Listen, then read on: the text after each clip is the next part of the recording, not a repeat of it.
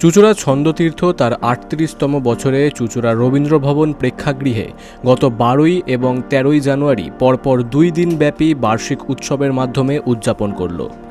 শ্রী আশিস ঘোষ ছন্দতীর্থের প্রাণপুরুষ। তার এই নিরলস প্রচেষ্টার মাধ্যমে সুদীর্ঘ ৩৮ বছর ধরে বাংলা কবিতা, আবৃত্তি এবং ইদানিং সংযোজিত করছেন মঞ্চনাটক, শ্রুতিনাটক, নৃত্যানুষ্ঠান, যা পরিপূর্ণ প্রেক্ষাগৃহের উপস্থিত সকল দর্শক শ্রোতাদের মন ছুঁয়ে যায়। অংশগ্রহণ করে বৃহৎ এই প্রতিষ্ঠানের একদম শিশু বিভাগ থেকে পূর্ণবয়স্ক শিক্ষার্থীরা সকলেই। এছাড়াও পশ্চিমবঙ্গের দূর দূরান্ত থেকে বেশ কিছু সাংস্কৃতিক সংগঠনের উপস্থাপনাও বিশেষ প্রশংসা লাভ করে। সম্মাননা ও সংবর্ধনা জ্ঞাপন করা হয় বিশিষ্ট গুণী ও প্রতিভাধরদের।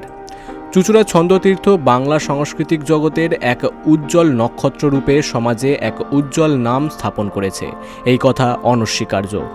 Bureau report, big news Bangla.